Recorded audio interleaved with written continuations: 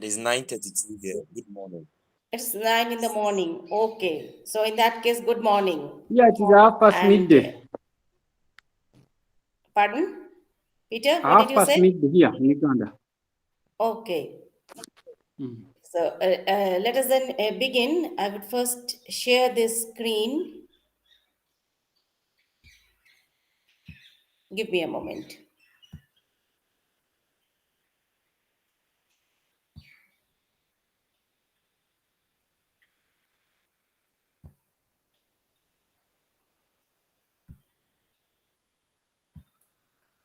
Is the screen visible to you? Please confirm. Yes, please. Okay.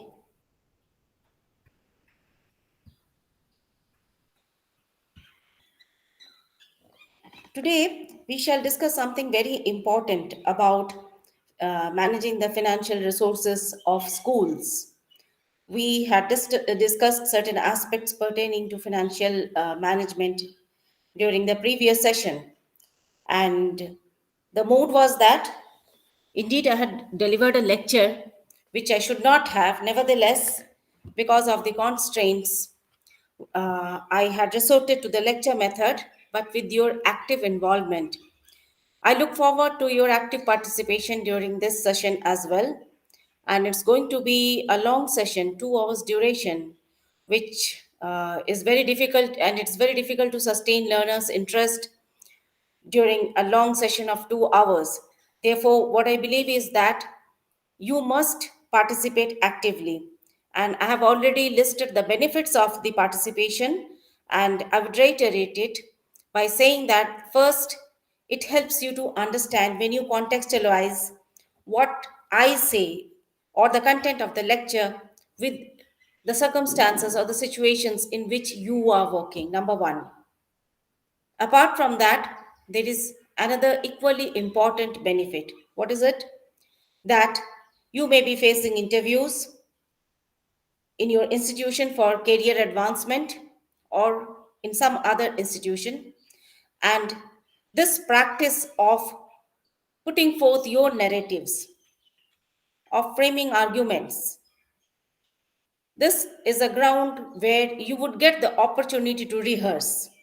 And this would help you when you need it during your interviews. The third benefit is that you would be writing assignments and you would be also taking the term and examination. While you write the assignments and while you take the term and examination, in case there are questions pertaining to what we are going to deliberate on now, it would be easier for you to answer.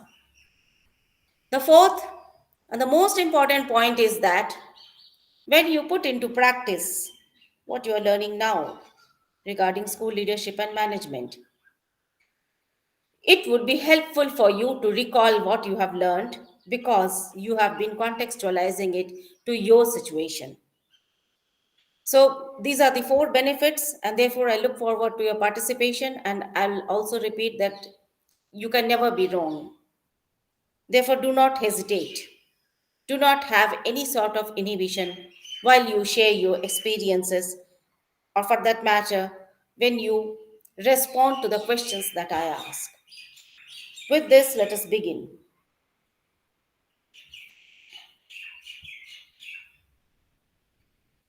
Well, we are going to deliberate on the principles of financial management in schools. I would be enumerating and discussing some of the principles. Why do I say some of the? That's because the list is fairly long. Number one, number two, we do not have a fixed list of principles. But there are certain aspects which are important for managing the financial resources of schools, and I shall try to cover these. Nevertheless, it's not going to be an exhaustive list. You could always add some of the aspects that you know better than me to this list. Well, you see that in India, and maybe this also holds good for your country, that we have different types of schools. You can see from these pictures, on the left, there is a school. You see that it's an overcrowded classroom. The school does not have even furniture, chairs for students to sit. They're sitting on the floor. And contrast, there is a contrasting situation which the picture to the right depicts. This is an elite school. Therefore, there are different types of schools. But financial management principles apply across schools. The needs are different. Therefore, how the needs are prioritized, the need for mobilization of resources, which we have discussed in the last session, the needs would differ, the priorities would vary. Nevertheless, irrespective of the type of the school, the principles would always remain the same. Now, first of all, tell me about the situation in your country. Are the schools homogeneous as far as the financial situation is concerned? Or do you have classes not only within people but also within schools? There are some countries where schools are fairly homogeneous. Every child has an access to a school with more or less adequate resources. What about the situation at your country? Is there a class system within schools? Yes? Yes, in our Yes, case, James, tell me. in our case there is class system in the schools. You need In to be a fact, little louder, James. I'm saying that the situation is almost the same here in Ghana. In fact, Ghana we even have schools under trees. That means that if I compare to the image that you showed on the left, where students are sitting in classroom, in this students' case, when it is raining, they can still continue to study. But in Ghana, when it is raining, they have to stop studying because they are sitting under trees. There is a board under the tree that the teachers are using to teach. So that is the situation. There are some schools also, as you show on right, that is also here in Ghana, where the children have all the resources and then the teaching and learning are going on smoothly. Mostly these schools are for the elite schools and few government institutions. Okay, so the situation is quite similar, and there is a class system. Fijans also agrees to this. And what about Peter? What do you say? I would like to hear from you, Peter, and then Ola. What is the situation in your country? Peter? No? Okay, Ola? Sorry, I'm just joining. The situation in what aspect? Well, the situation, I'll just show the slide once again. Well, you see that you can make it out from the slide that the picture on the left depicts a school where the financial resources are inadequate. The school cannot afford even furniture for children. And on the other side, to the right, you see a picture of an elite school. And what I have said just now is that you may have class system not only within people but also within the school system. Nevertheless, the principles of financial management would remain the same. But before furthering this point, I wanted to know about the situation in your nation, in your country, that whether you have different types of schools. So this was my question, Ola. It's similar, or let me say it's the same thing, just as he made mention of what the picture is showing. It depends on the financial capability of the school or the funding the school is getting. The most of the government school have similar problem where they have issues concerning the uh, the materials and the resources that are needed in the school. While a lot of private schools have access to all those things, but because of they have a high they inflated the school fees, so making the fund available for them to be able to provide all those resources. But when it comes down to the government schools, which are lacking funds and other resources, it makes it very difficult. And you see situation like that in a lot of the government schools where students are sitting on the floor, or maybe they're still using blackboard and chalk and so many things like that. So it's similar, I think, everywhere. Well, yes, but I wouldn't agree. I agree with what you say for the most part of it, that the situation is quite similar, but not everywhere. There are countries where the schools are more or less homogeneous as far as the resources are concerned. But in India, the government schools, as you have said, with low tuition fees, are often not flush with funds, unlike private schools. But then, even within government schools in our country, we again have some government schools, for instance, those meant for the children of defense personnel. So, those schools are again flush with funds. But what I intended to tell you is that, irrespective of the adequacy of funds, the principles of financial management would remain the same. So, wherever you are posted, whether in a government school or in a private school, you will have to follow the same principles of financial management. Now, let us proceed.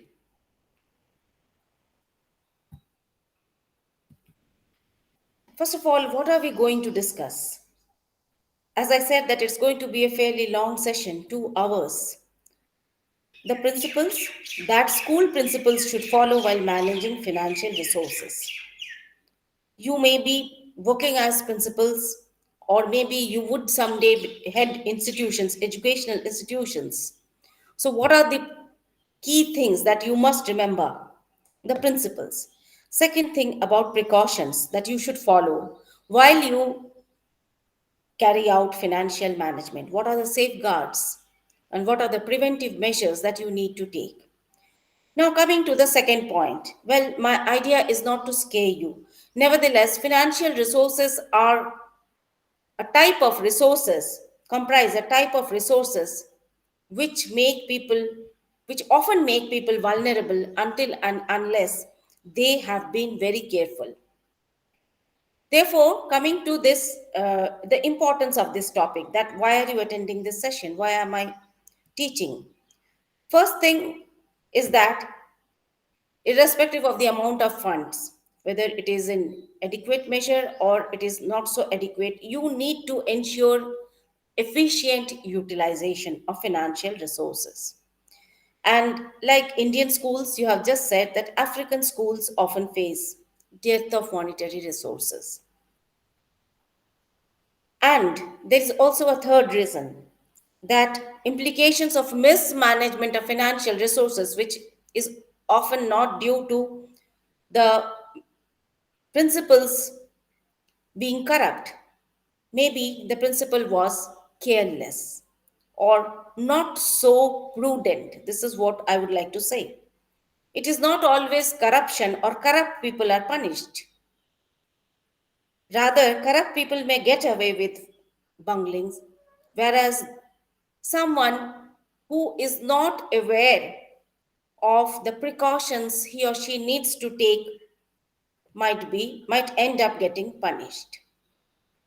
And you know that without financial resources, it is impossible to have other types of resources for recruiting teachers, for paying their salary, for developing a school building, for procuring equipments, for the laboratory, for the library, for the classrooms.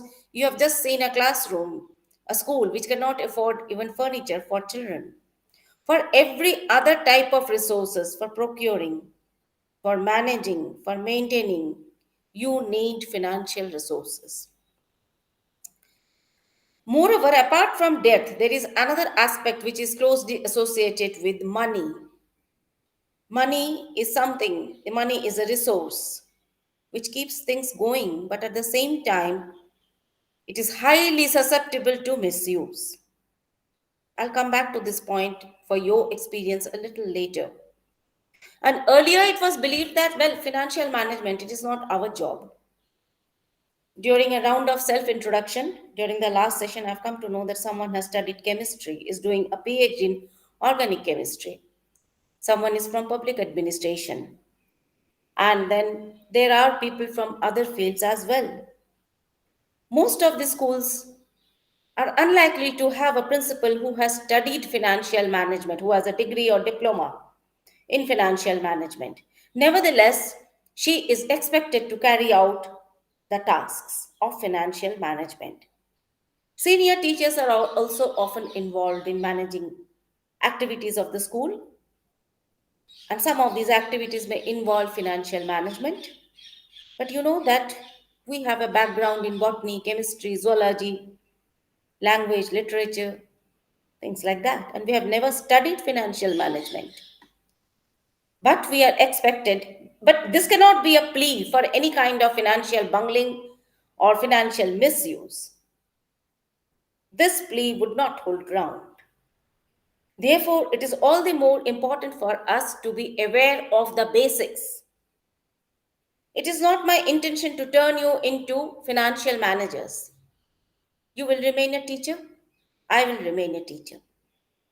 But at the same time, those who are working in your finance department should not take advantage of your having studied physics or chemistry or language and you're getting duped because they take you for a ride. Therefore, therefore, it is important for us to be aware. And what are the consequences of financial mismanagement? Well, the consequences are serious. The consequences are quite grave. As you can see,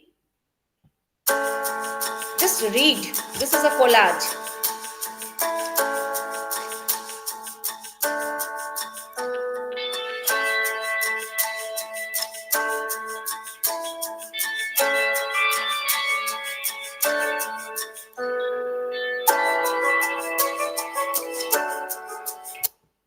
Well, I'll come back to you. Well, I have no intention of scaring you, but these are certain events that have hit the headlines. Now, how many of you believe that the accused had really indulged in corruption? That all those who have been accused had indeed engaged in corruption. Corruption is one way of misusing funds. What is your view pertaining to this aspect? What do you say?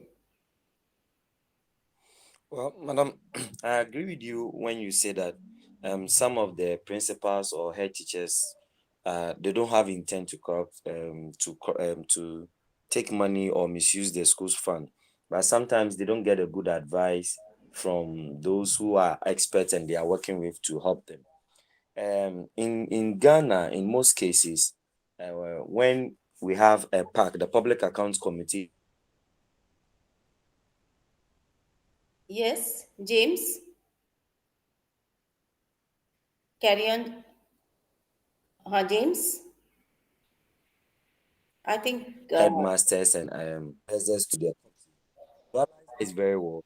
They intend to misuse funds or something. So I agree that sometimes not all the teachers or people who are found um, to be corrupt are actually corrupt. It is because they might not get a good advice, and that is the problem. Thank you. okay. So, anyone else? What do you feel? That since the media has reported it, therefore there must be something to it. Is that what you feel? Yes. Well, this is an opportunity which you must use. This is a ground for yourselves. As I've said. Yes, what do you feel? Okay. Well, I agree with James that even though the incidents have been reported by the media, it's these people were not necessarily corrupt. I would share with you one case. This is a case which I'm sharing with you. I'm not going to name the institution. There was a head of an institution, and that institution was offering programs. There were about close to 300 or more than 300 programs. Now, some programs are offered only for a limited duration in a project mode. So, one of the programs had come to an end, and it was not possible for the head of the institution to keep track of all the programs, and he was not aware that one of the programs had been closed, but the account in the bank had not been closed. The account continued to be operational, and a staff of that institution had been operating it. And towards the end of the day, when the institutional head would be busy talking on his phone, that person, that staff member, would come to him with a pile of bills and he would sign. He would sign with placing trust, placing faith in that person. And the second thing he would be thinking is that I am signing in principle. There are staff members who have checked and cross checked these bills. Therefore, the responsibility is not going to be mine. Finally, the manager of the bank once came to know about this fraud and alerted the investigating agency, the Central Bureau of Investigation. The institutional head was hauled up and he was told that even though he had signed in principle, he was held responsible. And that staff member, he had retired by then, he had left that place and he had disappeared. And that was close to 2 or 3 years since his retirement. It was difficult even to trace him or to punish him. So, this is an instance, this is a case which reflects carelessness on one hand, confidence, or for that matter, overconfidence in oneself, blind faith in some of the staff members, and of course, the corrupt practices in which the staff members had engaged. So, this is a real incident, and I have shared this case with you. That's because when it comes to financial matters, remember that even if the staff member happens to be your own relative or a close friend of yours, do not trust that person blindly. And even if it has been checked and cross checked, as the institutional head, you have to be vigilant. So, this is the reason why I shared this incident with you. Now, coming to the next point, that what should you take care of? Well, you should take care of both the revenue as well as the expenses. Regarding revenue, the sources of funds we have discussed very briefly. I have not gone into the details. Nevertheless, you know that a school has the need to mobilize resources because the funds are often inadequate. But whatever funds the school gets, that is the revenue, and you have to be careful about that, the revenue part. And you also have to be careful about how you spend that money, the expense part, the expenditures.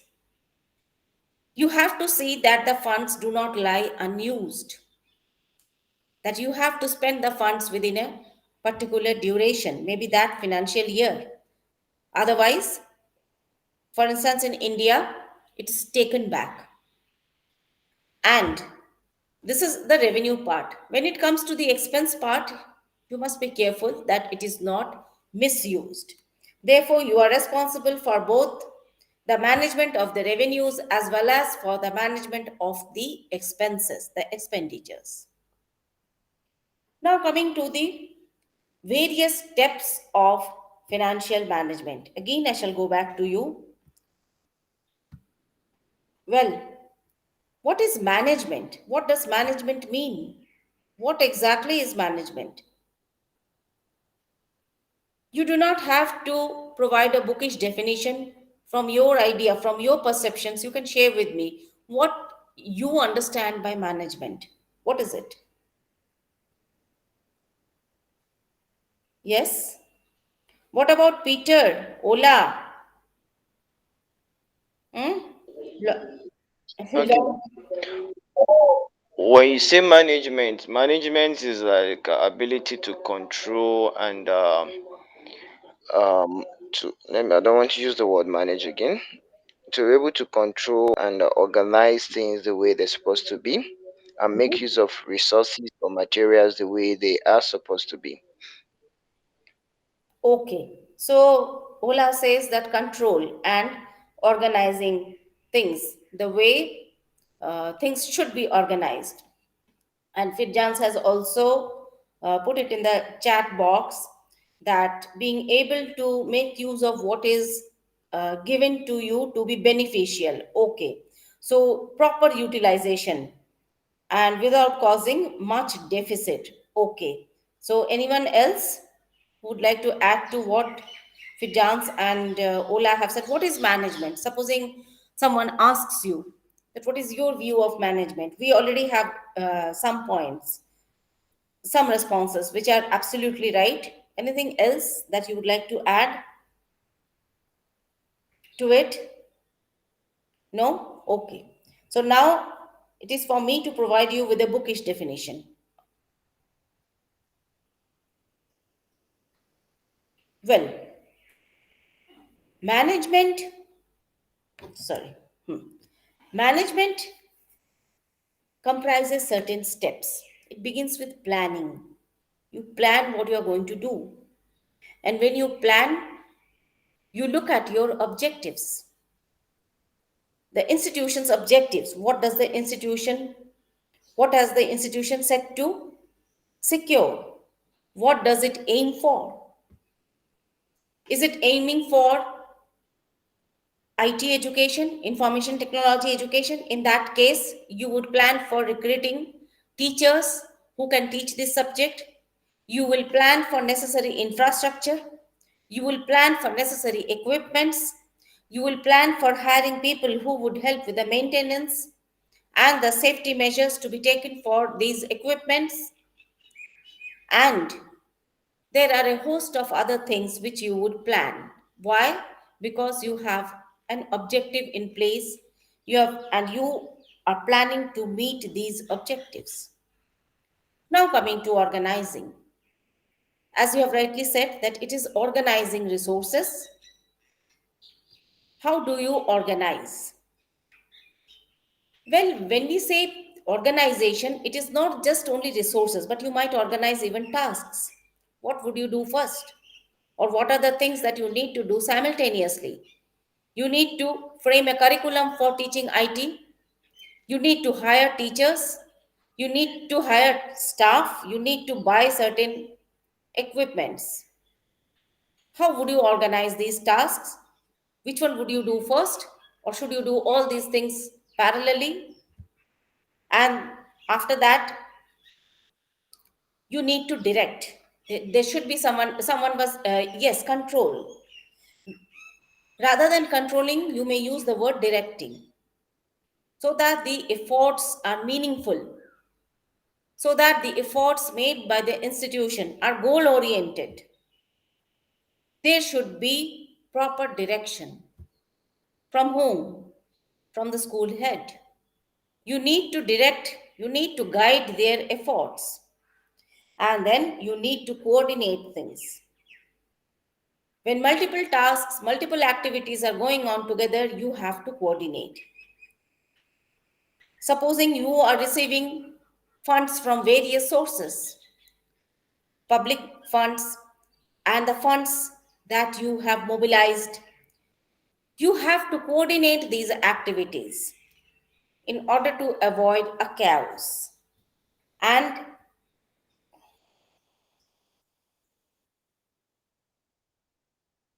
you have to prepare a budget.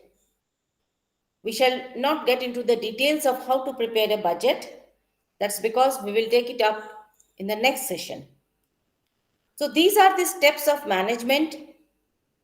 Supervision is also there, and financial management is no different from the general idea of management. Now coming to financial management. Well, you should, while during the expenditures, you have to see that there is economy, there is effectiveness, and there is equity. We will come to the explanations a little later. And you need to follow these principles during acquisition of materials, equipments, when you manage them, and when you buy them. So, this is important.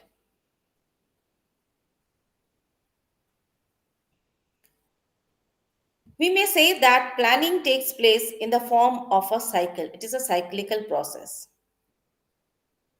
You have to address the present financial position. How do you do that?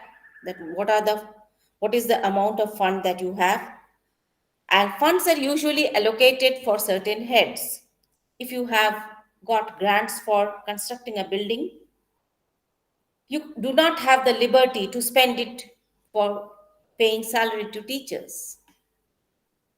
Similarly, if you have money for paying salary to teachers, you cannot construct a toilet with that money. You need to address the present financial position, and you need to see that how much money you have and under what heads this money has been given to the school. And you need to determine the needs. What are the needs? You'll have to develop a budget. This is an essential exercise which all school heads must carry out annually, maybe biannually, maybe quarterly, maybe even for a month. And you need to monitor cash flow. This is important. And this is going back to the previous slide. This is what it means supervision, directing. You need to monitor. Otherwise, your staff might feel that there is no one to keep a check over what they do. You have to interpret the reports that they prepare for you, the financial reports. You have to understand what they have presented as a report. You cannot get away by saying that, well, I have studied public administration or I have studied chemistry and I'm not supposed to be understanding a financial report. No.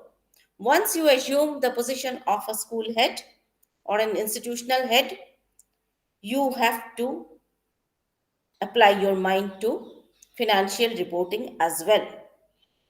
And then maintaining the record system. This is very important. The accounts. Accounts should be maintained in the way they are supposed to be maintained. There are established procedures, principles, and your staff needs to follow that. And you must have financial controls in place in order to avoid misuse. Auditing is one of these, internal auditing, internal check. These are some of the means. And especially when you go for mobilization of resources, you have to engage in activities that are not going to be risky in terms of losing the money that you invest.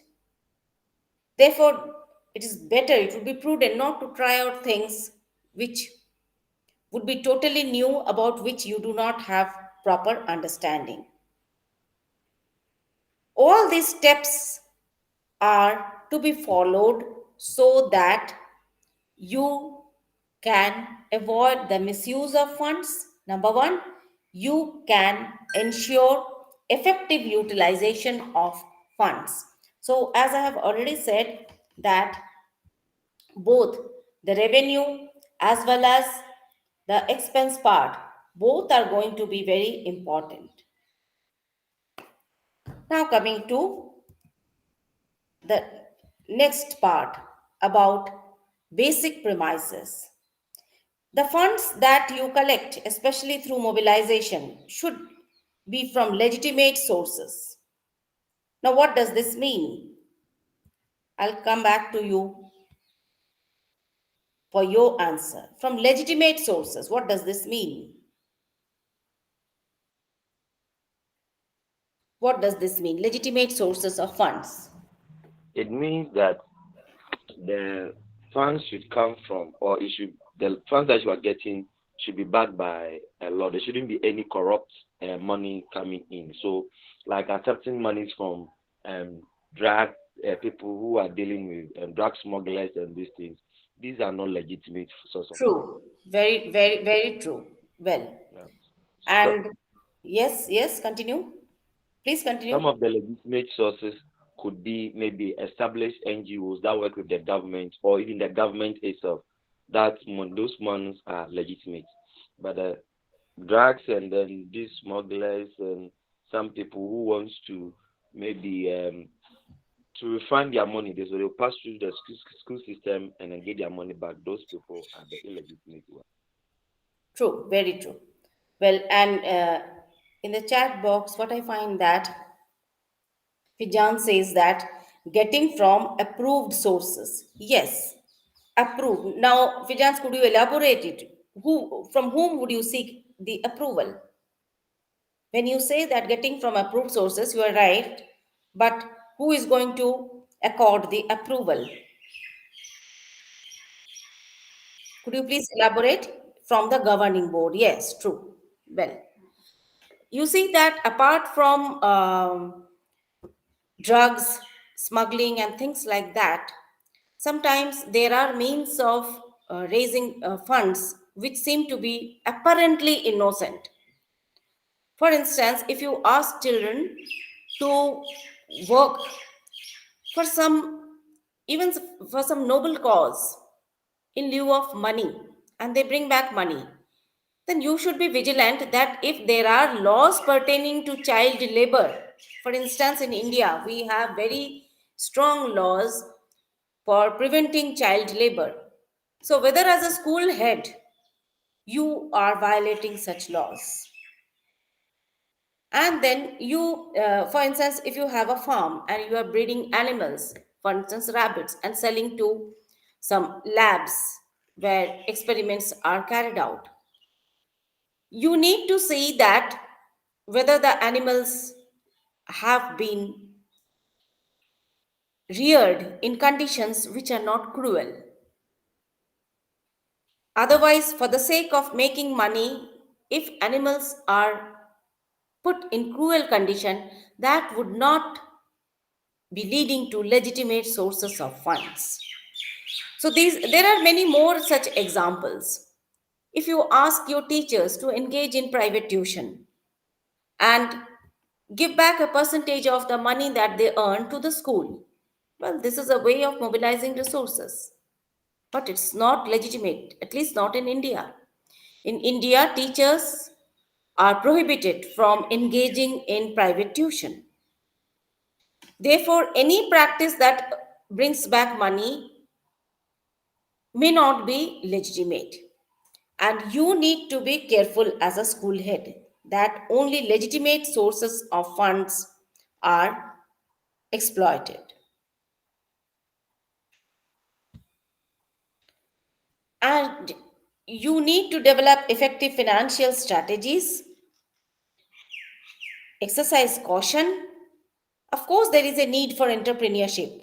We have already discussed it in the previous session. For those of, if in case those who have not attended the previous session and they watch the recording, for them, I would briefly say that a school needs to be an entrepreneur as well in order to mobilize resources so as to supplement the government grants.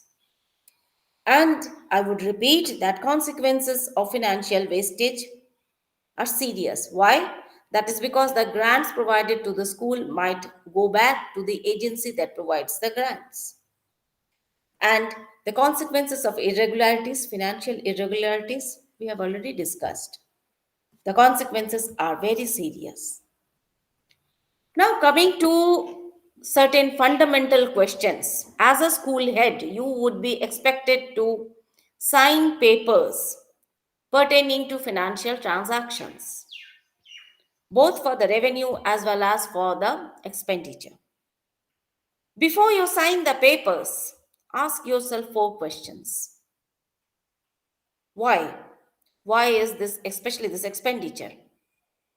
Why is this expenditure necessary?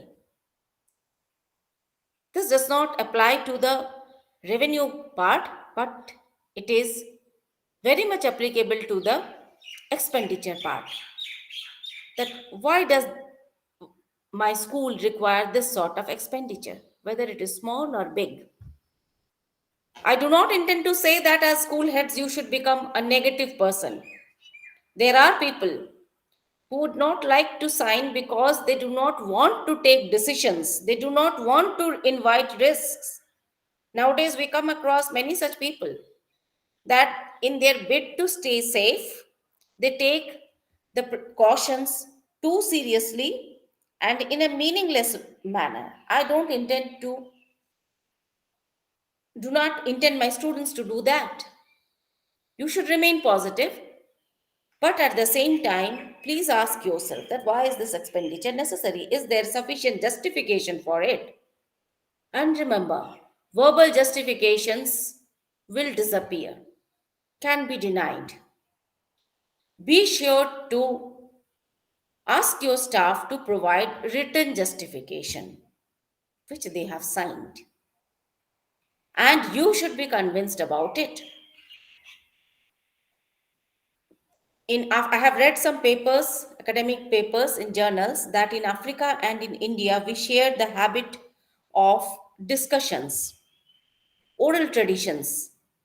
So, since very long time, we have been following these oral traditions, negotiations, discussions, agreements leading to negotiations and discussions leading to agreements are often remain in the oral realm. But remember that it has to be in black and white. Therefore, ask yourself this question why, and you should be convinced about the rationale, about the justification. It should be clear, it should be comprehensive, the justification, and it should be adequate. And then ask yourself when is this required? Don't put your signature onto something that does not specify the time. Well, even a check has a time limit.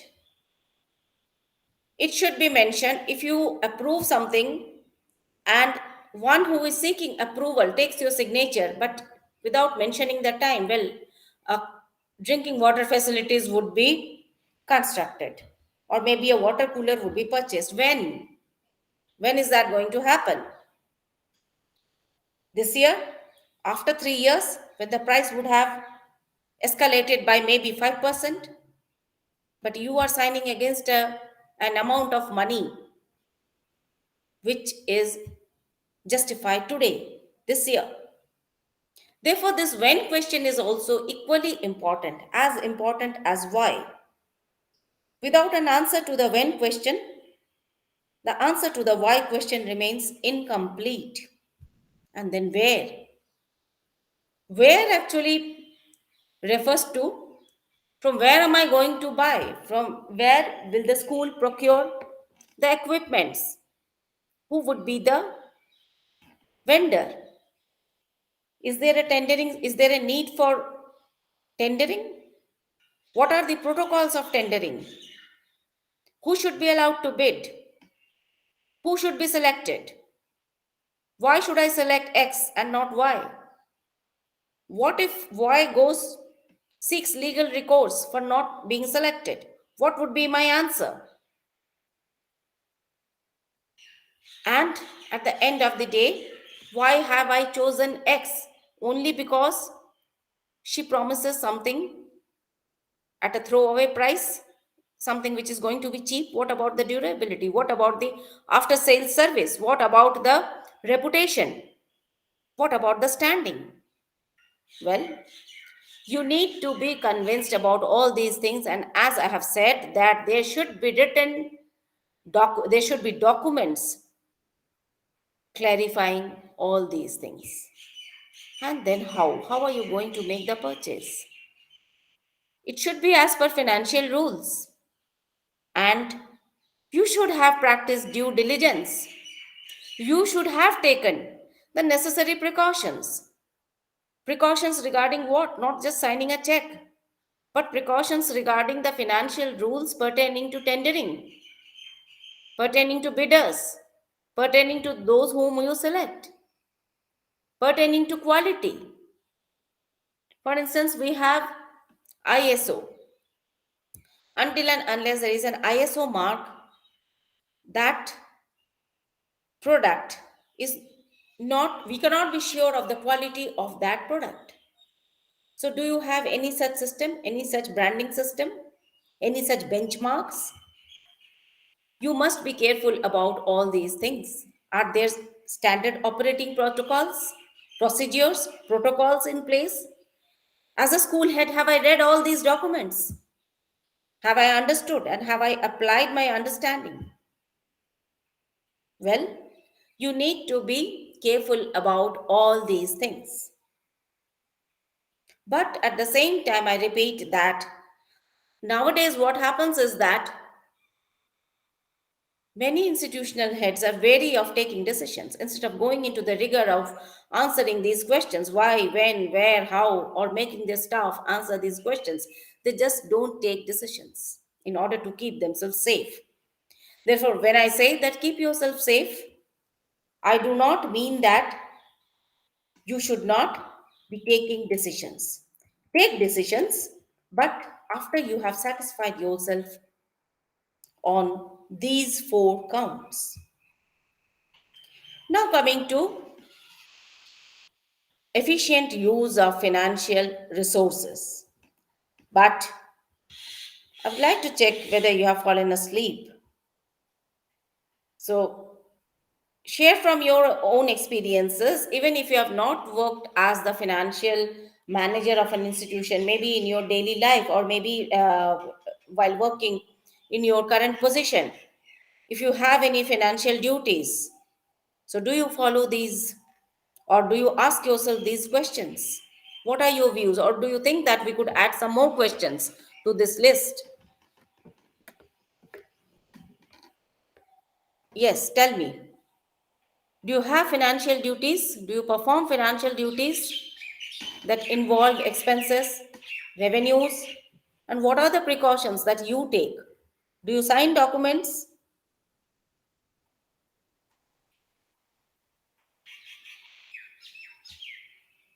None of you are doing that? Okay, Fijan says that he is not involved. Anyone else? None of you? I also don't sign check. You don't sign checks. But what about other documents pertaining to expenditures? Do you have any such duties at present? Yes, sometimes as an HOD, if the school procures certain items and then they release it to your department, you need to sign for them. So, for example, if the school have bought a projector for a department, you go to the stores and then you sign to take it into your department. So you add it to your inventory that the department has received this. So that is when that I do sign for documents. Well, in that case, James, you do have some financial responsibilities and you have to be careful. And when I say you have to be careful and you know that you have to be careful, the best way is to ask yourself these questions. Well, I find that today we have with us Muniba Sufyan. Muniba, could you introduce yourself? Are you there or have you logged in? And yes, Muniba, Yes, ma. introduce yourself. You said Please introduce yourself. I am Muniba Sufyan, a physics teacher Okay, you teach physics. Where? at a secondary school level.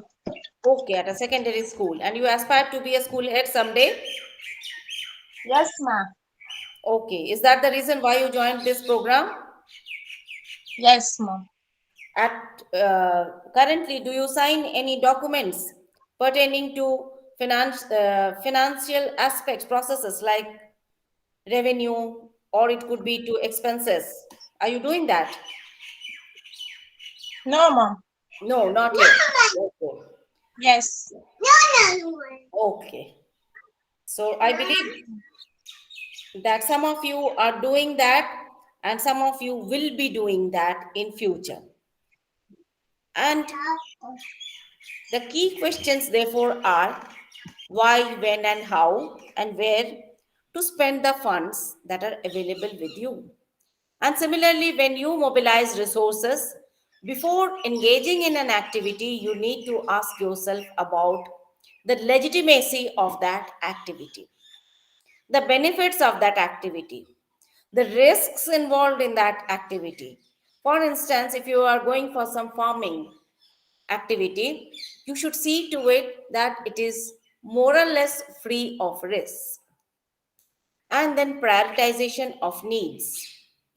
There are some schools where school heads have the autonomy to prioritize needs. Some of you may say that, well, I work in a government school and I do not decide whether I should buy a water cooler or I should construct a toilet or I should build a better building or I should have a garden. But then again, there are some students of this program who, at least in India, who are working in private schools and they enjoy a lot of autonomy. And they take such decisions. And when it comes to decision making, I'm going to share with you one more case. There are many schools, private schools in metropolises of India.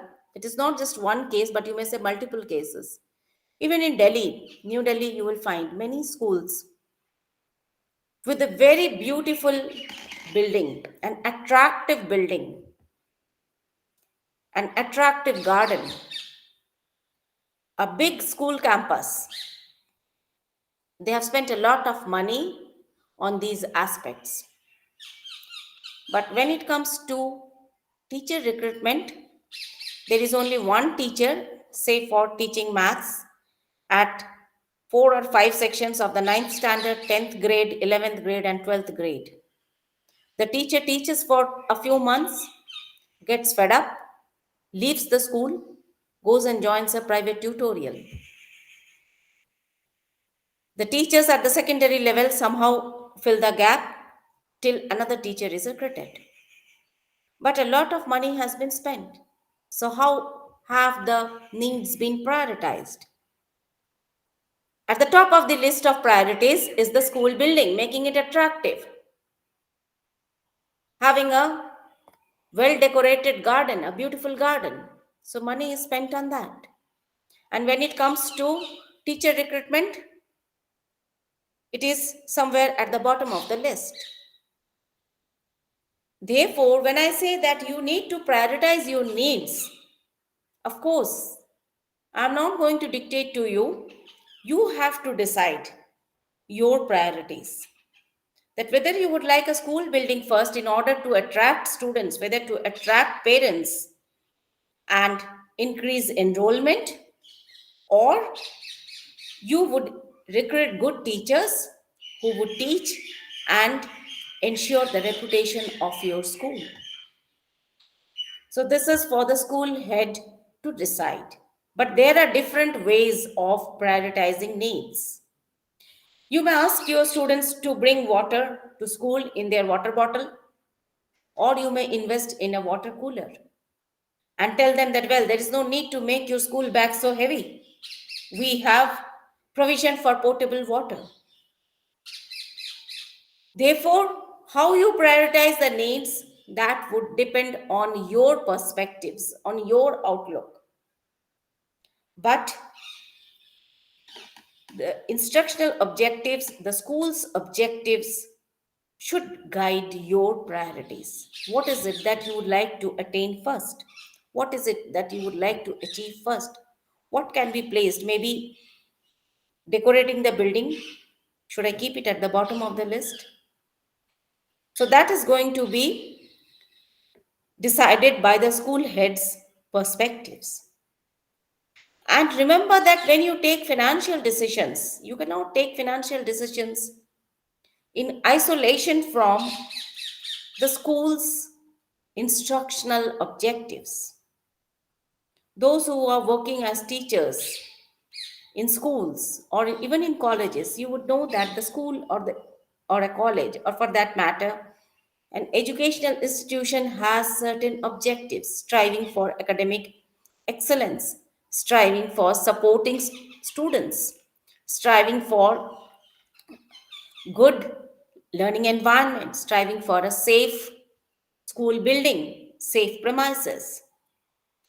These are instructional or school's objectives. Now, when you take financial decisions, the decisions cannot be isolated from your school's objectives. Rather, The financial decisions should be aligned, should follow what your school strives for. If your school is striving for academic achievement, your financial planning cannot prioritize a good building, a beautiful building, a well decorated garden. Therefore, please look at the instructional objectives and try to align the financial decisions with the instructional objectives. Well, you might get a question like this, that just think of a hypothetical situation and prepare a list or prioritize the needs vis-a-vis the institutional objectives. How would you answer this question? First of all, you will list the instructional objectives and maybe you could tabulate it. And in a column to the right hand side, you could answer, your response could be that this is going to be my financial plan. This is the amount that I would budget. Why?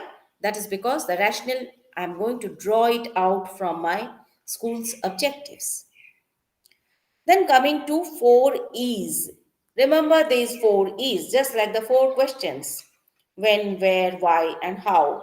Similarly, there are 4 E's: economy, effectiveness, efficiency, equity. Now, you tell me, what is the difference between effectiveness and efficiency? Or are these synonymous? What's your opinion?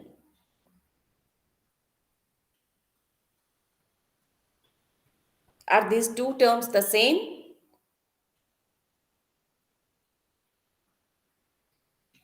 No response? So, how many of you feel that these two terms are same?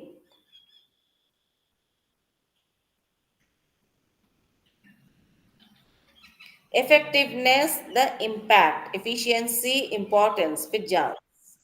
Ola. Yes, Fidjans, I'll come back to you a little later. Ola. Effectiveness meaning it's having an impact, a positive impact or negative impact. There's going to be a result at the end. And then efficiency, talking about quality or degree of how sure it is. How? You Like mean? Mhm. Yes? productiveness, that's efficiency. Okay. How Okay. productive it is. Anyone Why else? effectiveness meaning it can Yes. have an impact. Impact. Okay. Yes. Anyone else who would like to add to it? No.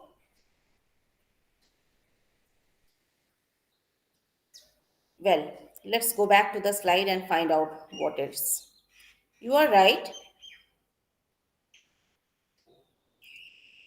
Economy, you know that it is trying to minimize cost, but of course, not at the cost of quality.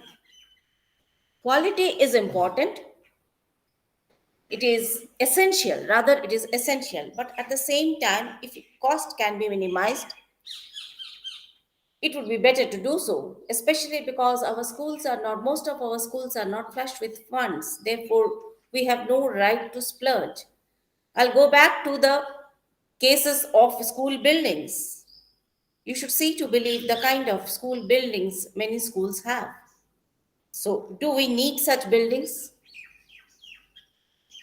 Or a building that meets the basic requirements of students, maybe that would suffice. So wherever it is possible, in case you do not have sufficient funds, it would be advisable to minimize cost. But when it comes to the construction of the building, there cannot be any cost cutting. We need to see that the school building is safe for children and the quality is good of the construction material that is used. Effectiveness.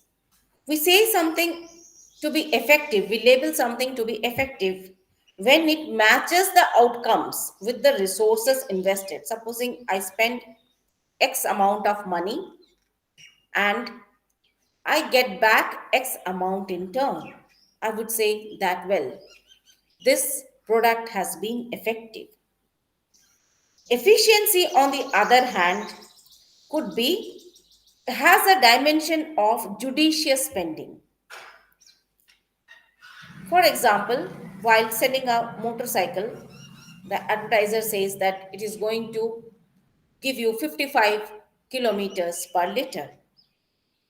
So you feel that, well, it's going to be quite efficient. And on the other hand, there is a bike seller who says that the bike would give you only 30 kilometers per liter. So, in that case, when you are matching with the outcome, the resources that you invest, it is 1 liter of petrol. Who gives you more? Depending on that, you label a product as effective, you label a process as effective. Who promises you or who assures you more after having invested less? So, this is effectiveness. And efficiency, as I have said, that there should be judicious spending for efficiency. And effectiveness is when you get back something for which you have invested. And efficiency is that you get back more than that. You say that, well, this has been an efficient investment. And then equity. I like the science teacher more than, I like the physics teacher more than the chemistry teacher. As a school head, the chemistry teacher disagrees with all my proposals. So, what do I do? When it comes to spending for the chemistry lab, I am into a cost cutting mode. I tell her that we need to practice austerity and all my resources are diverted towards the physics lab. Or, for that matter, this is one example. There is another example. I believe that students come to school for studying academic subjects. And when they learn music, when they play, that is a waste of time. That's my perspective. And I do not spend much on co-curricular activities. I do not invest much in playground, in sports equipments, in musical equipments, in a good library. All my investments go into recruitment of teachers for teaching academic subjects, for labs, and things that would ensure academic achievement.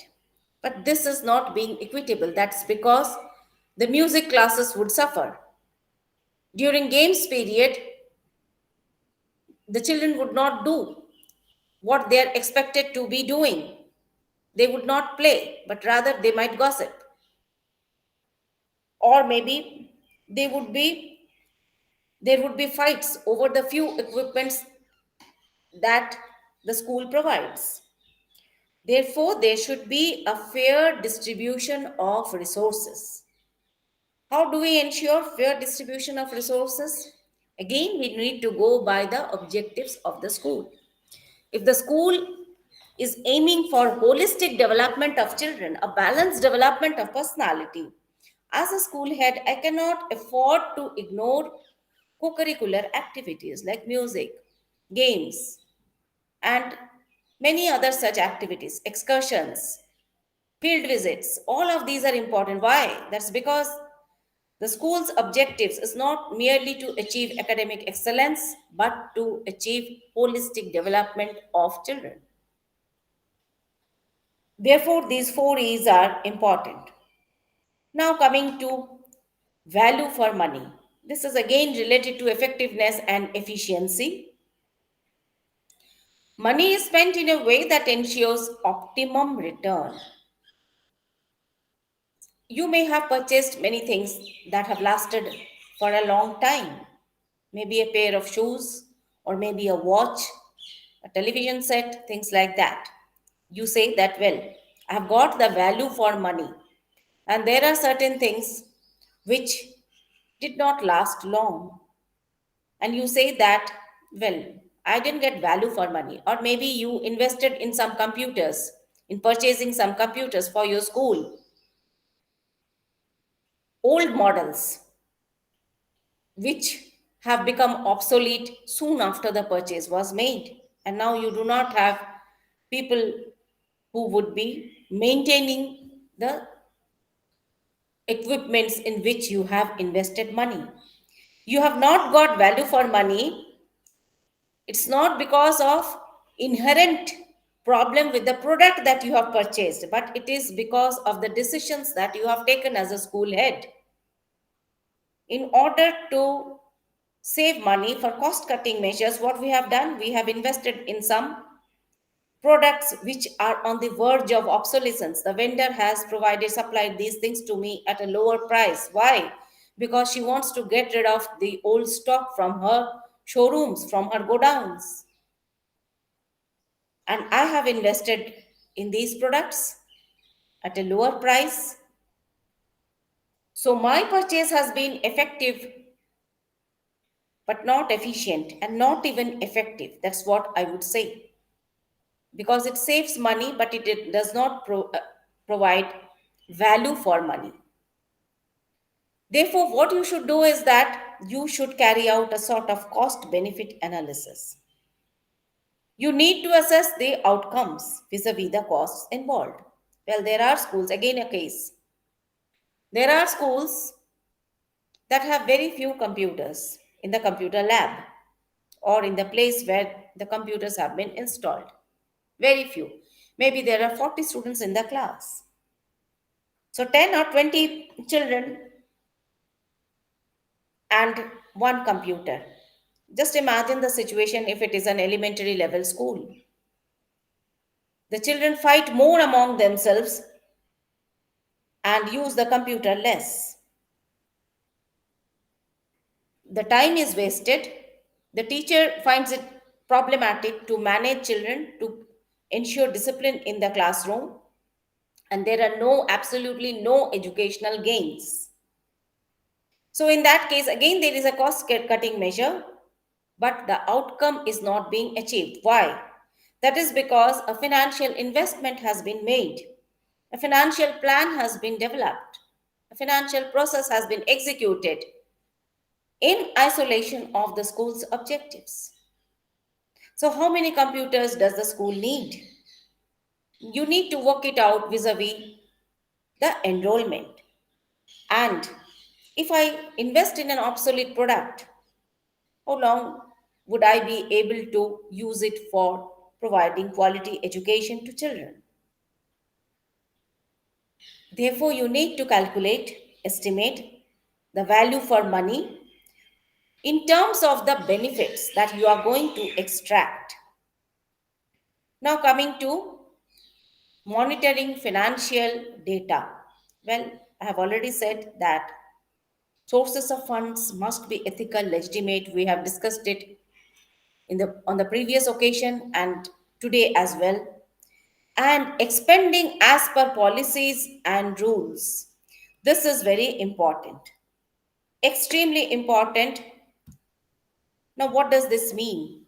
Expenditures as per policies and rules. What does this mean? Supposing you are asked a question that your expenditures should be guided by policies and financial rules or rules of the institution. Justify with examples. Supposing you get a question of this sort, what would be your answer? Well, madam, it means that if you are going to um, use the school's finance to purchase any item, it should followed by the rules and regulations of the school or of government policies. For example, in Ghana, if government give you or you are going to buy something as a school and you are using government finance, you need to buy from an accredited source, someone who pays tax to the government. If you are buying from any store and the amount of money exceed the threshold of 2,000 Ghana cedis, you need to take a withholding tax of 3% and pay it to the government. So if you don't follow that rules and go and buy something which is above 2,000 without withholding tax, they will say that it is misappropriation of funds and you'll be charged for it. Right.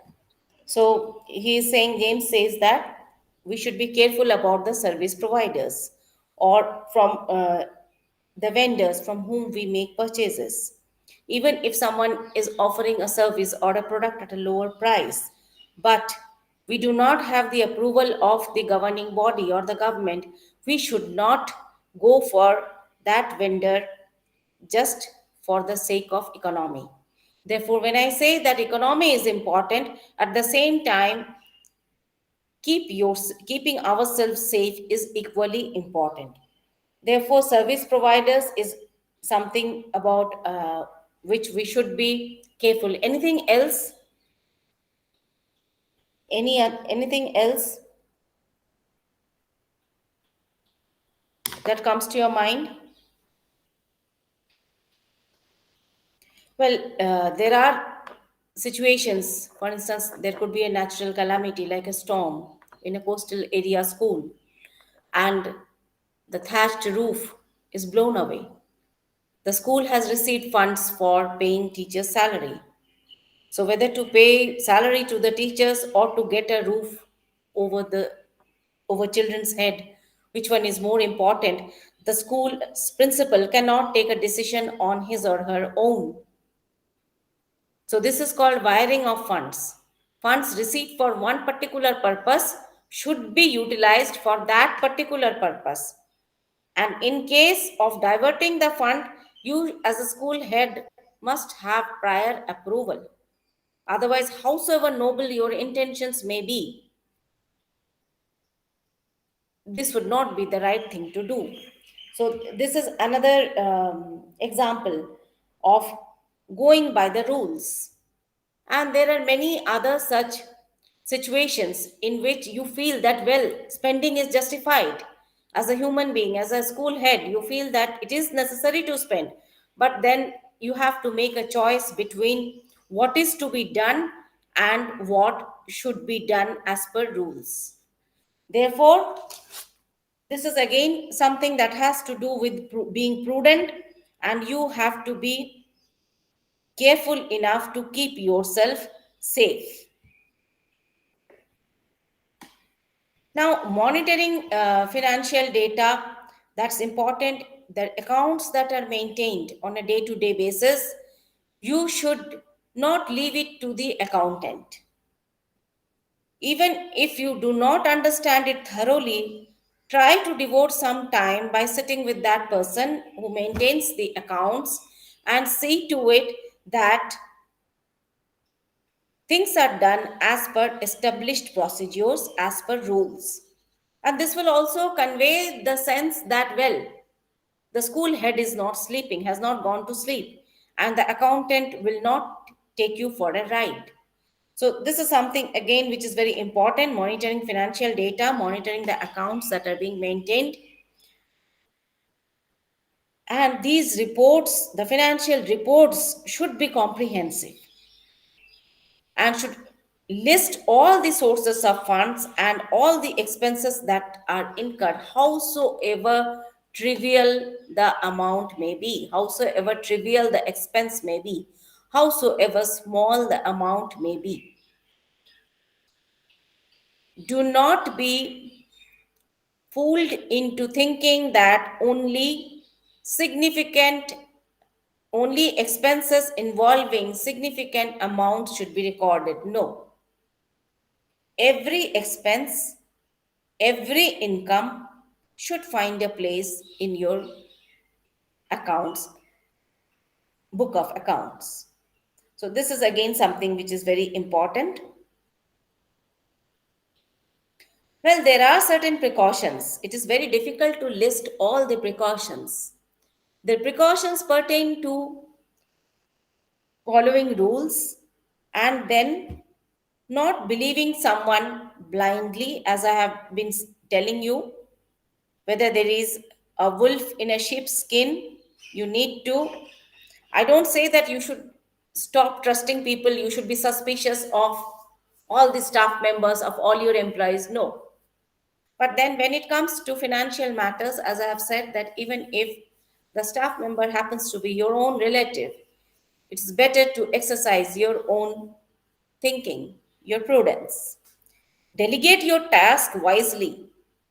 See to it that someone whom you have asked to carry out the task, first of all, has the understanding, has the knowledge, is suited for that work.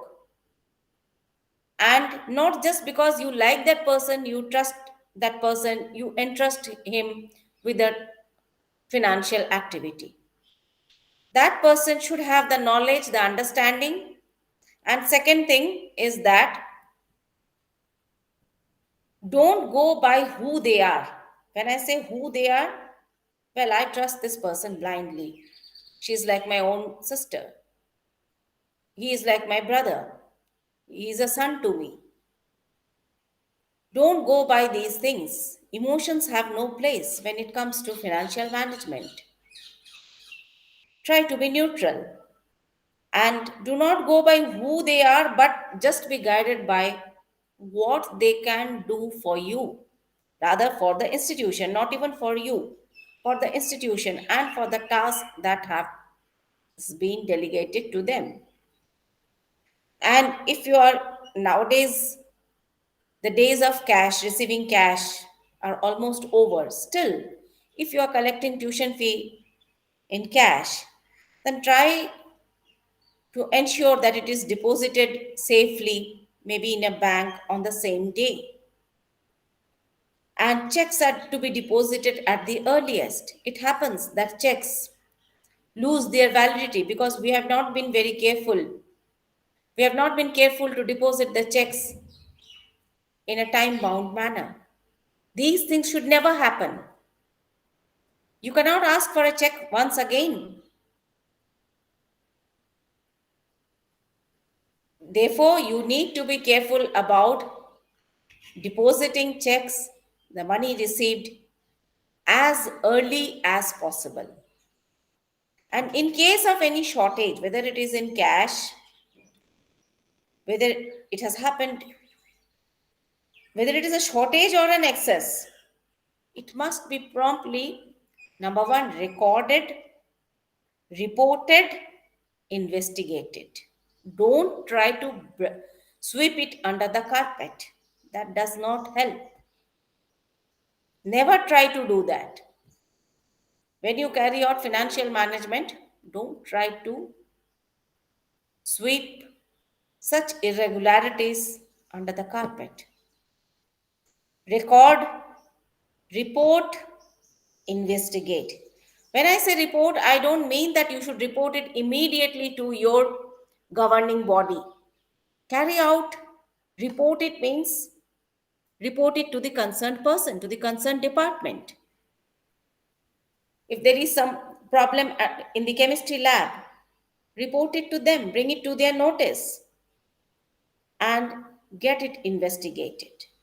Thorough investigation. And as I have said that for each and every financial activity, you need to supervise. Well, as a school head, you are supposed to be supervising all the functions. You may say that why just finance?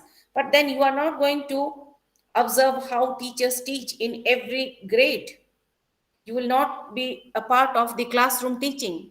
You will not be sitting in the laboratory or in the library to make out how the librarian works.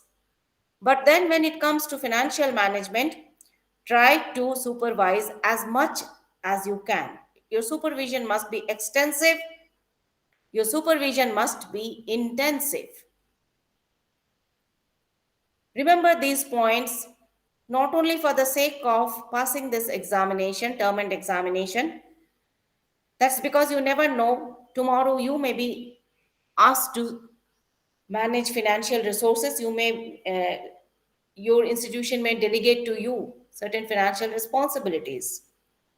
You have to remember all these steps which would keep you safe. And inventory. Inventory of assets must be maintained, right from how many laboratory equipments to how many books the library has, to how many chairs, tables in the classroom, chairs and tables in the staff room, and microphones, computers. For each and everything, there should be an inventory. Well, as a school head, you are not supposed to be preparing the inventories. Delegate responsibilities.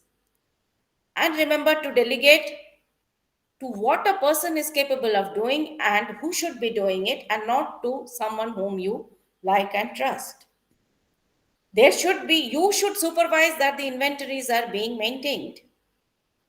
Inventory of assets are maintained, and there should be supervision from your part, randomly, regularly checking actual assets with what has been inventoried. Today, you may go to the physics lab. After 3 days, you may go to the library. After 5 days, you may go to a classroom with a copy of the inventory. And this will communicate to people, this will convey the message that you are vigilant, that you have not fallen asleep. So this creates a sense among people that the school head is aware of what has been listed in the inventories, and she is careful about checking it. Now, online financial records should also be safeguarded against tampering, and this holds good for hard copies as well. See to it that you have systems in place, you have mechanisms in place which would safeguard against tampering with documents, tampering with information. And if you do not have such systems in place, what do you do? Well, supposing you know that the data, you know that there is a lot of tampering, it is quite possible to steal data, to tamper with data. What would you do? But as a principal, as a school head, maybe making the data secure, making the system secure would take a lot of money. After all, you're not going to spend a part of your salary for making things safe for your school. So what would you do? But then if there is data tampering and there is an investigation, you would be in the loop. So what would you do? What would be prudent? What should you do? Yes,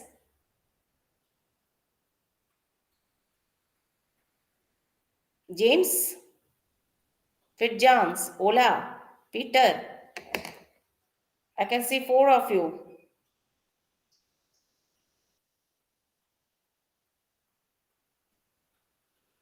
What would you do?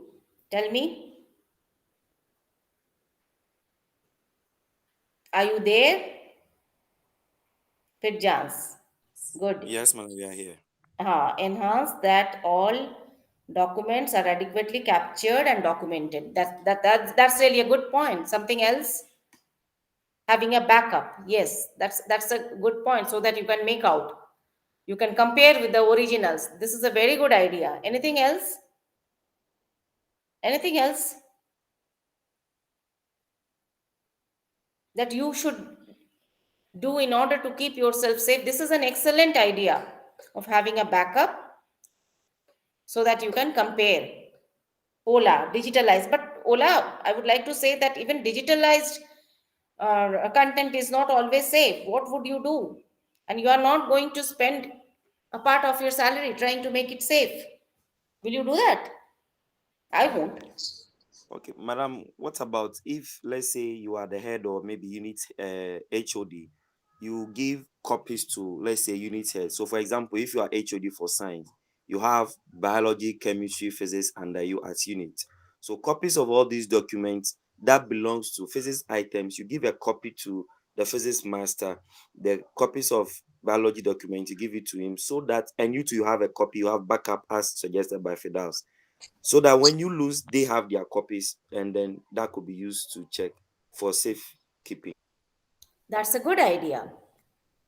That you distribute copies to the concerned departments and get their signature, get a receiving, so that there is a, first of all, you know that they have received a copy, and therefore you make them responsible in this way. This is a good idea. The idea about backup is also excellent. Another thing which you might do is that, You could bring it to the notice of the higher ups, the governing body, that look, because of these reasons, the data is vulnerable. If it is a hard copy, that I don't have an, it could be, this happens in many schools. School principals have brought it to the notice of the governing body that I don't have an Almira, or I have only two Almiras and the records, and I have voluminous records. I need at least three more. Otherwise, how do I keep the document safe? Similarly, if it is online, that you need to have proper system, it could be a firewall or things like that, so that the documents are safe. If you bring it to their notice, and whether or not they listen to you, whether or not they accept your suggestion, at least in case of a fraud during investigation, you can always say that, look, I had cautioned you. So this is what some principals are doing. They bring it to the notice of the higher ups that, look, we need these systems. We should not be careless about these aspects. And having a backup is definitely a good idea. And making people responsible. Yes, you are right. Making people responsible. When you distribute copies to them, they become responsible. Now coming to informed decisions. Your decisions must be informed by what? By the rules that you have read, by the educational policies that you have read, by the financial protocols that you have read, and the prioritization of needs that you have carried out. So, whatever decisions you take, please be sure to mention all these things, that this decision has been guided by rule so and so. I am allowing my teacher to claim medical expense to the tune of this much money. That is because rule such and such permits it. You don't have to write a paragraph, a single sentence would suffice. Quote the rule, state the expense. That would suffice. You need to take informed decision and you need to record it. Recording is very important for financial management. That is because you never know, after 5 years or maybe after 10 years, in case of an investigation, they would look first for people who was the school principal then, who headed this institution then, call him. You might have forgotten everything by then.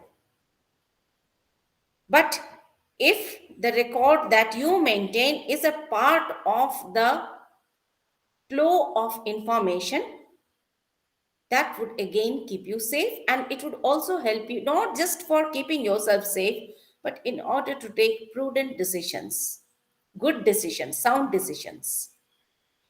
Therefore, your decisions must be informed by reading the documents that need to be read.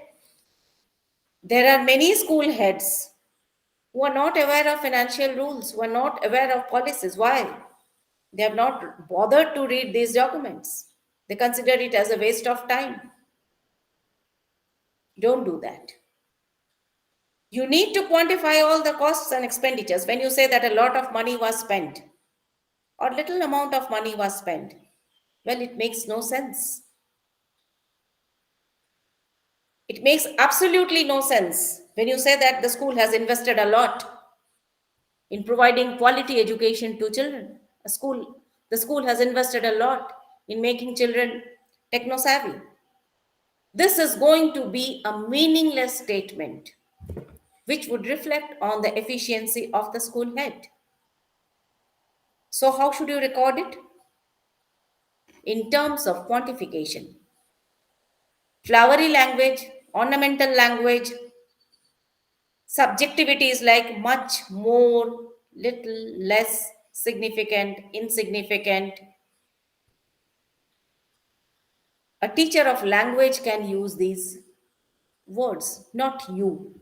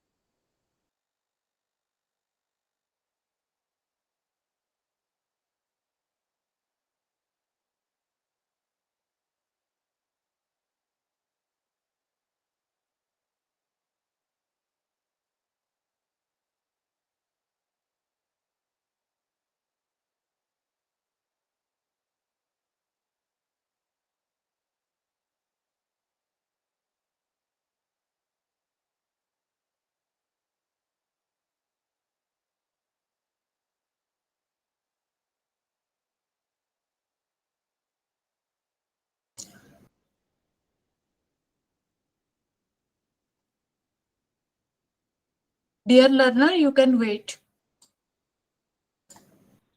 Okay.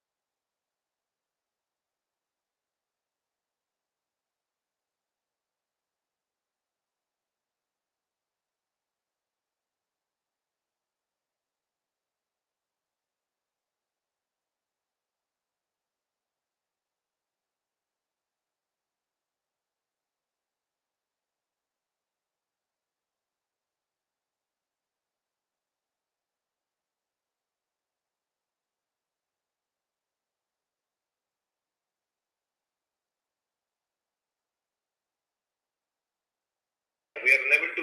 Yeah. Now it's coming. Now it's coming. Okay. Good. Good. You reminded me. It had got disconnected. So I'll go back to the slide.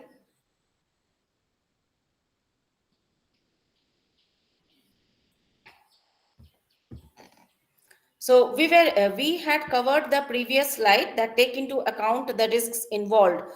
Uh, have you heard me discussing this point? Take into account the risks involved.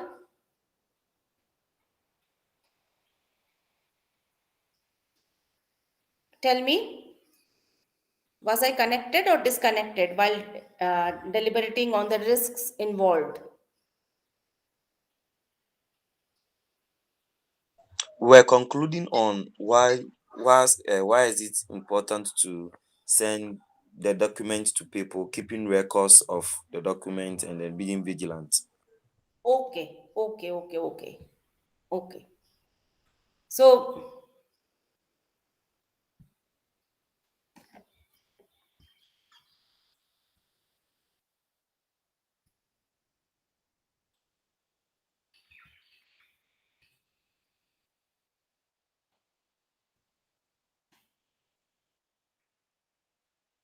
yes, can you hear me now?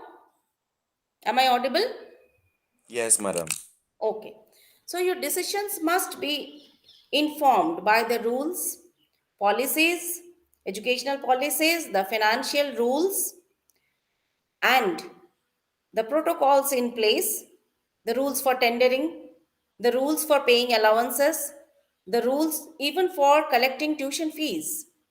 As I have said, that many principals are there who do not bother to read the financial rules, the policies. That is because they feel that it is a wastage of time. Please don't do that. You must read thoroughly all these documents and you have to quantify the costs.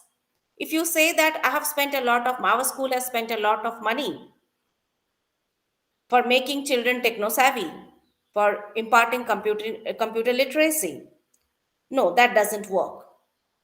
As I have said, that little, much, less, substantial amount, significant, insignificant, these words are good for language classes, not for you. While you carry out the recording, you have to quantify the costs, you have to quantify the expenditure, and you have to compare similar proposals, not only in terms of the cost involved but also in terms of quality, and also take factoring in other aspects like obsolescence. We have discussed it.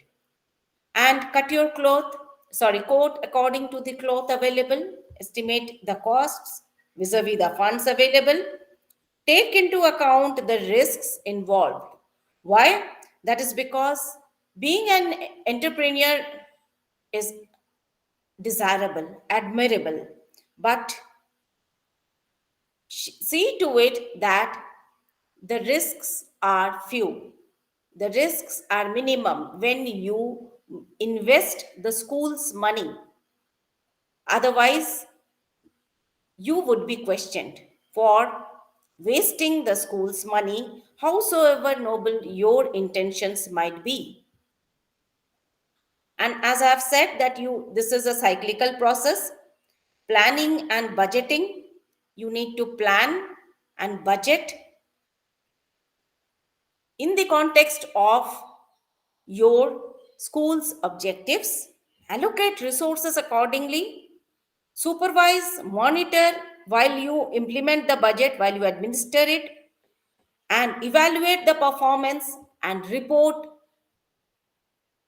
or not only what you have spent and what you have earned, but also, as I have said, in case of any shortfall, in case of any loss, or in case of any excess. It has to be reported honestly. We should not sweep such issues under the carpet. Now, these I would just sum up. I hope I'm connected. Could you please tell me?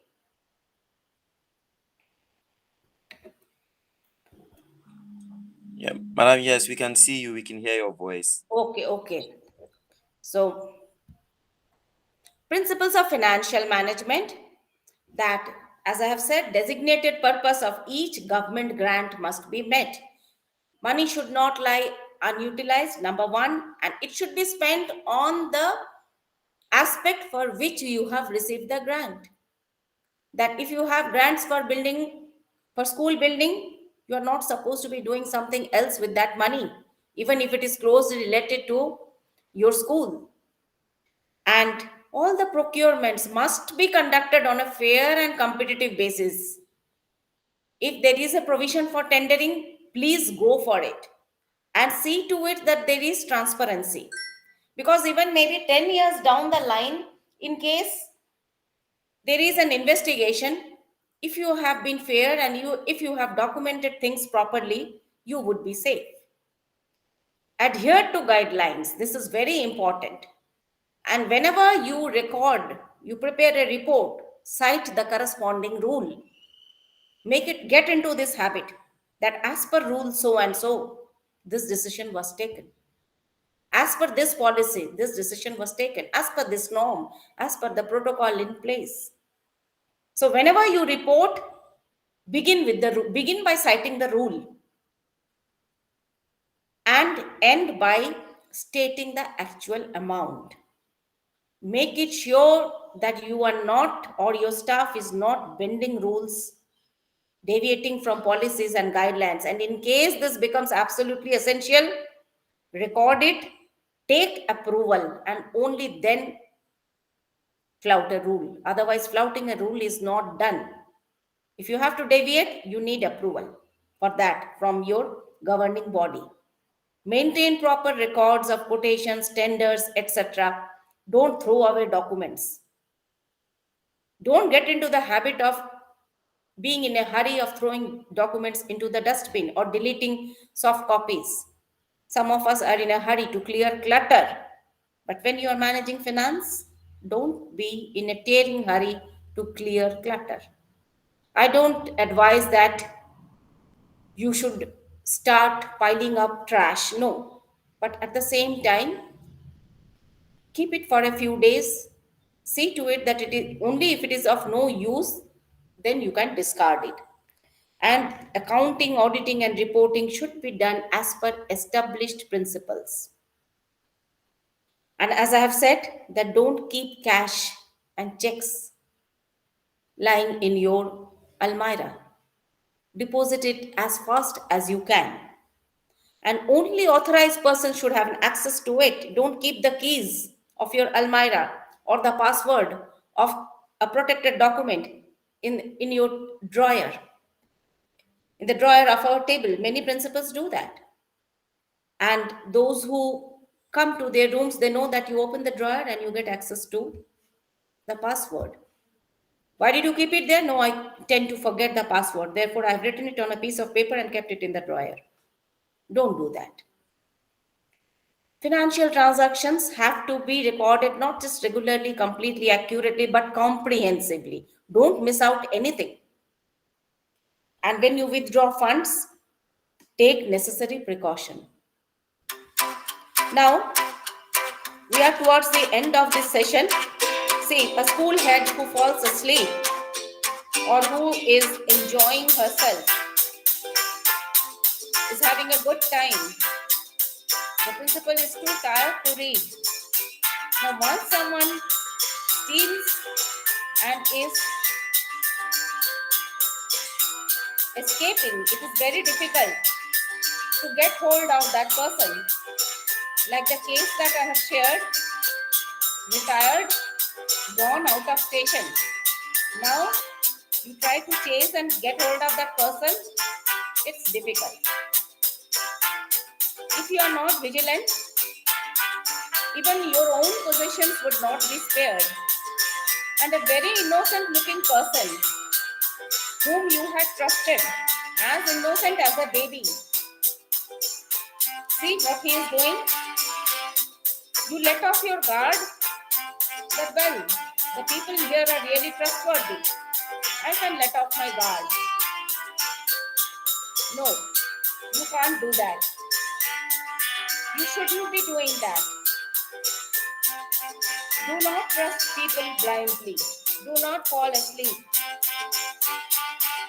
If you are enjoying, balance the enjoyment with your prudence. Otherwise, what will happen? Things that you had purchased for cleaning toilets, as mundane as bottles of disinfectants, this happens. That could be taken away. Computers purchased for projects, vanishing. Even stationeries like pen, pencil, paper clips, food for midday meals. These things could vanish. Therefore, you need an inventory. And as you have rightly said, you need to distribute copies of inventories. Get the signature of people who have signed the inventory. Keeping a backup is important. On a regular basis, check the inventory against the actual assets. These things are important. Otherwise, things would land up either in shops. There are employees, unscrupulous employees, Hello, madam. There is things a sound at your background. to markets or take it home. So be very careful. Things that are meant for school could land up at shops and at people's home. Therefore, what is the moral of the story? The moral of the story is that there is a danger lurking somewhere very close to you. We are unaware, but if we fall asleep, if we are careless, there could be trouble. Therefore, I would say that my intention has not been to scare you, but we need to be careful. And when I say careful, how to be careful? Ask yourself 4 questions. See to it that the funds are spent on the aspect for which they have been received, and there are a few more precautions that we need to take. Now, I would ask you to share your experience. Do you think that such things can happen at your institutions? Is it possible? Or you can afford to fall asleep? No, ma. In our institution too, yes, we cannot fall asleep. We need to be very vigilant in some of the things that we do. If you fall asleep, you might find yourself in In very trouble. big trouble. True. one out to be vigilant. And Fidjans Austin, tell me how you can be vigilant when you become a head of an institution. What would you do? What would you do in order to stay vigilant?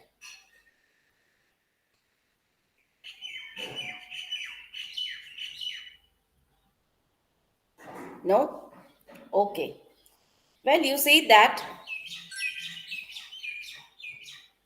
Now tell me, I have been discussing 1 minute. Excuse me, there is a call from us making sure that I verify each document before signing and keeping adequate documentation. Yes, that's a good habit, keeping a backup. But then again, there are certain confidential documents. Don't try to take backup of even such confidential documents which are not supposed to be in your custody. Remember this. There are certain documents, yes, which should not be found in your possession. So in your spree to take a backup, be careful.